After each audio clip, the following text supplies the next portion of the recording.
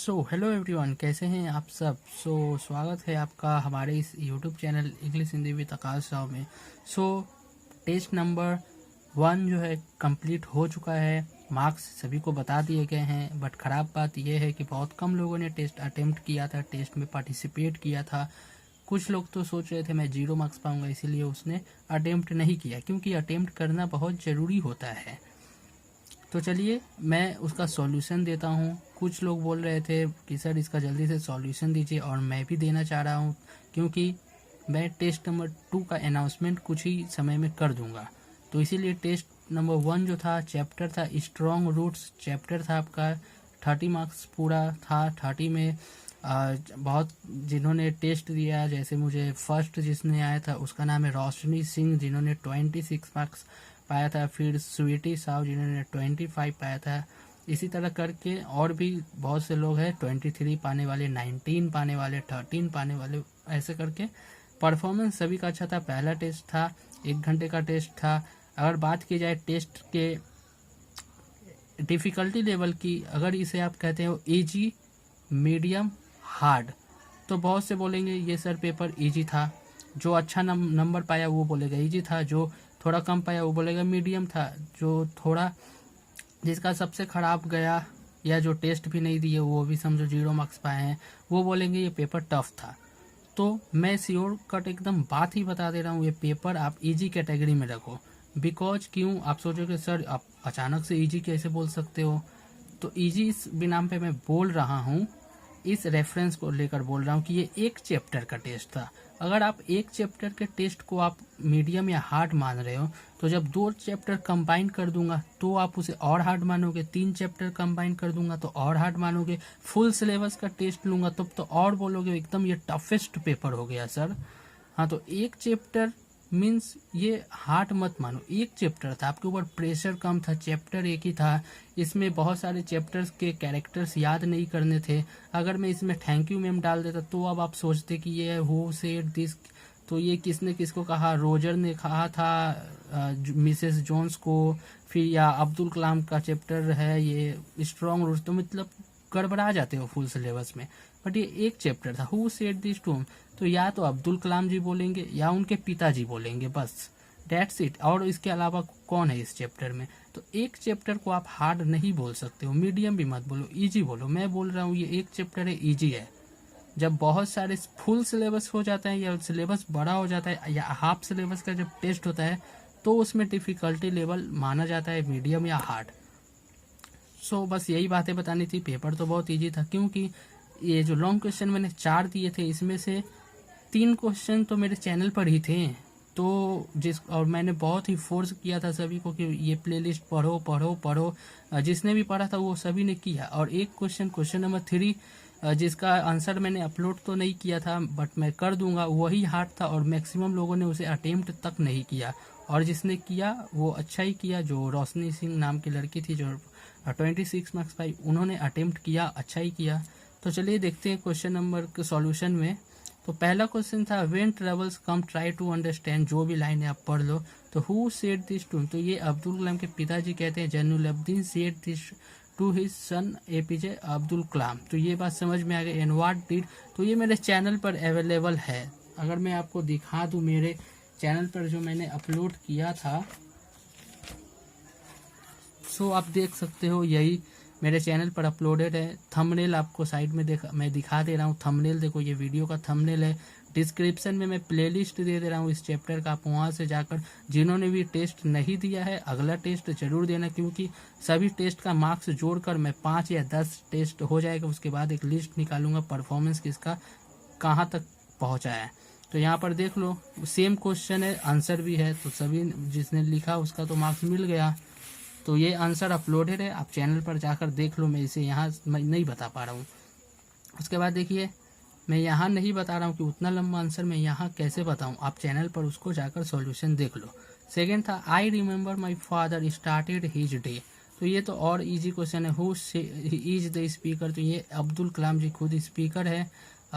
फिर what is his father's name, उनके पिता का नाम क्या था, जैनुलब्दीन था। His father name is Jainulabdeen, उसके बाद when did his father started his day 4 AM, सुबह में 4 AM पढ़ते थे, ये आंसर है। बट आप आगे भी लिख सकते हो कि by reading the Nawaz before don, ऐसे करके लिख सकते हो। उसके बाद देखो क्या है, what was the routine of class father in his late 60 means, ये तो शॉर्ट क्वेश्चन सभी को आते ही है। एंड ये जो लॉन्ग क्वेश्चन है इसका जो है मेरे चैनल पर अपलोडेड ऑलरेडी है। मैं बोल रहा हूँ 4 क्वेश्चन था जिसमें से 3 क्वेश्चन ऑलरेडी अपलोडेड है, 3 क्वेश्चंस या शायद 2 क्वेश्चंस अपलोडेड है। ठीक है, मैं अभी देख कर बता रहा हूँ। इसका जो आंसर है ये किधर लिखा हुआ है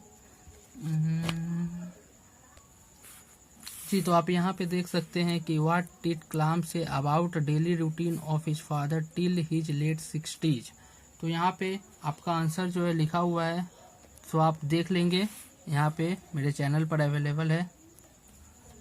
सो ये चैनल पर अवेलेबल है एंड आई होप आप जो है यहाँ पूरा कंप्लीट इसे देख लेंगे। इसका थंबनेल जो यहीं शो हो रहा है, आप देख लीजिए, यही है। डिस्क्रिप्शन में या इस वीडियो के लास्ट के जो 10 सेकंड होंगे ना, वहाँ पे मैं इस चैप्टर का प्लेलिस्ट का लिंक दे दूंगा, उसको क्लिक कीजिएगा। सभी 6-7 जितने भी क्वेश्चंस अपलोडेड है वो तो मिल ही जाएंगे, और ये सब क्वेश्चन उसमें होगा, आप देख लीजिएगा।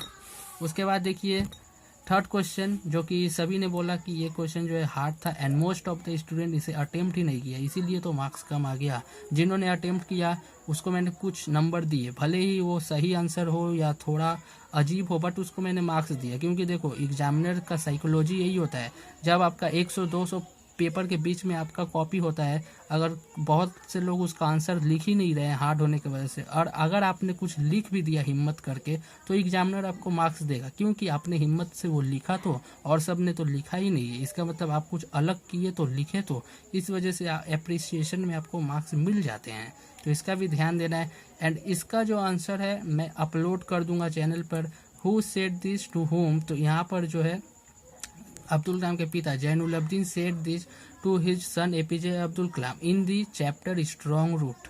हाँ, तो इस तरह से आप लिख सकते हो। और ये जो है दोनों क्वेश्चन जो एक तरह से लॉन्ग क्वेश्चन है, 2 मार्क्स 3 मार्क्स, तो इसका मैं अपलोड कर दूंगा, आपको टेंशन नहीं लेना है, मैं अपलोड कर दूंगा। इसका आंसर मैंने रेडी कर दिया है, अपलोड कर दूंगा। उसके बाद देखिए चौथा क्वेश्चन क्या है, his answer field me a strain energy and enthusiasm. अगर इसकी बात की जाए तो ये आपके पर्टिकुलर एचएस में क्वेश्चन आया हुआ है। तो देखो यहाँ पे मैंने प्रीवियस ईयर का भी दिया है क्योंकि मैं ये भी देखना चाह रहा हूँ कि क्या आप लोग सिर्फ क्वेश्चन ही पढ़ रहे हो, चैप्टर ही पढ़ रहे हो, या प्रीवियस ईयर के भी कुछ पढ़ भी रहे हो, क्योंकि प्रीवियस ईयर से भी बहुत चीज़ें कॉमन आ जाती है, तो आप उसे भी पढ़ो। ये पर्टिकुलर एचएस का है, प्रीवियस ईयर का, इंग्लिश का, हिंदी का मैंने पीडीएफ अपलोड कर दिया है चैनल पर, वीडियो देख लो। वो मेरे जो ऑफिशियल जो वेबसाइट है वहाँ पर अपलोडेड है। ऑफिशियल वेबसाइट पर जाकर आपका पीडीएफ है और वहाँ पर कुछ लिंक्स भी मिल जाएंगे चैप्टर्स के, तो वो देख लेना। और इसका जो आंसर है मैं अपलोड कर दूंगा।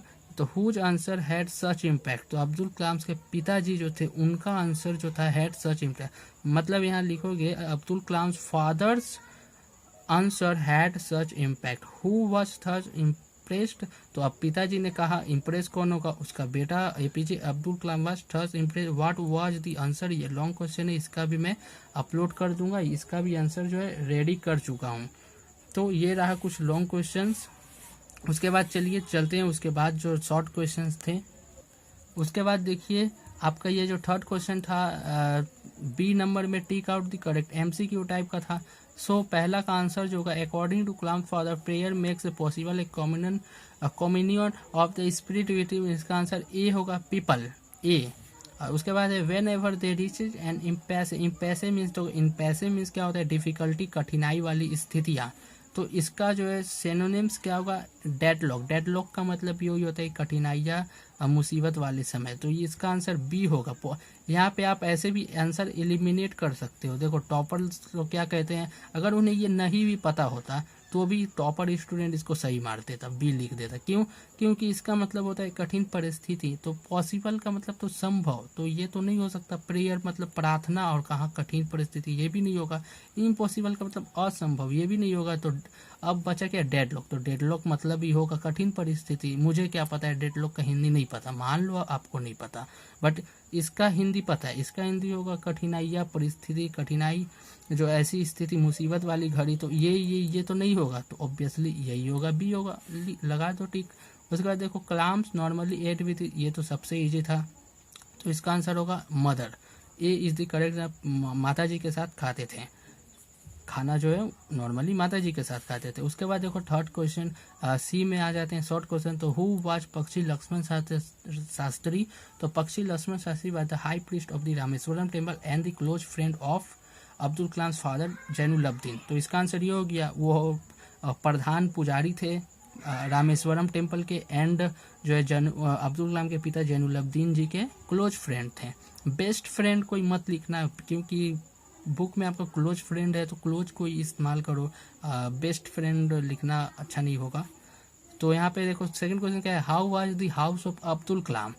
तो अब्दुल कलाम का हाउस क्या था? तो it was a fairly large pucca house. ये मेन क्वेश्चन आंसर होगा। उसके बाद आप लिख सकते हो made with lime stone and bricks in the middle of the 19th century. कुछ लोग ना फेयरली लार्ज पक्का हाउस लिखे ही नहीं। मैंने ये कहा क्वेश्चन ने पूछा कि उनका घर कब बना था, जो आप 19th सेंचुरी लिख रहे हो, मिडिल ऑफ 19th सेंचुरी। मैंने ये कब पूछा कि अब्दुल कलाम के पिता अब्दुल कलाम का घर किस चीज से बना था, जो आप लाइम स्टोन एंड ब्रिक्स लिख रहे हो। क्वेश्चन है हाउ वाज, उनका घर कैसा था? तो लार्ज फेयरली पक्का हाउस, बस यही आंसर होना चाहिए। उसके नीचे आपको अंडरलाइन मारना। अब उसके बाद अगर लिख सकते हो कि मेड विथ लाइम स्टोन, देखो एग्जामिनर को की पॉइंट चाहिए। अगर की पॉइंट मिल गया, वो आगे पीछे ज़्यादा नहीं देखता है, +1 कर आगे बढ़ेगा। लेकिन आप वो चीज़ नहीं लिखो, अंड संड जो मन में आ रहा है वो लिखते जा रहे हो, तो एग्जामिनर तो काट कर आगे बढ़ जाएगा। आप बात को समझ रहे हो? सो आई होप आपने समझ गया कि की पॉइंट हाउ वाज पूछा है तो पहले वो लिखो लार्ज फेयरली पक्का हाउस, उसके बाद ही लाइम स्टोन ब्रिक्स वगैरह जो लिखना है लिखो। उसके बाद देखो क्या था, जो तीसरा नंबर क्वेश्चन था, एंड बता दूं कि ये third number question short question का सभी ने गलत किया था, एक लोग भी नहीं था जो सही किए।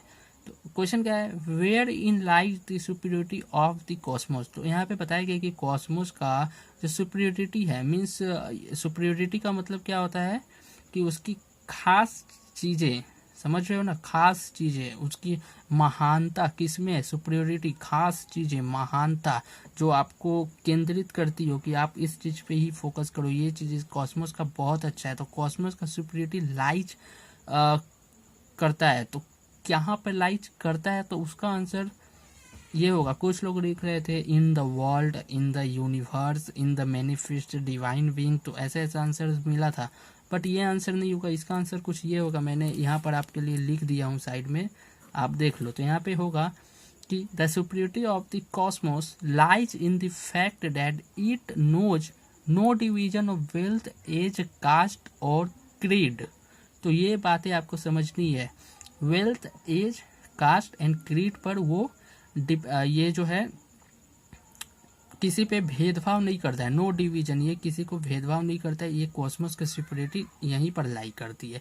तो इसका आंसर देख लो क्या होगा। आप लोग वर्ल्ड लिख रहे थे, यूनिवर्स लिख रहे थे, in the manifest lies in the manifest divine being लिख रहे थे, मतलब किसी ने तो लिखा नहीं, कुछ ने लिखा नहीं, कुछ ने लिखा तो गलत लिखा।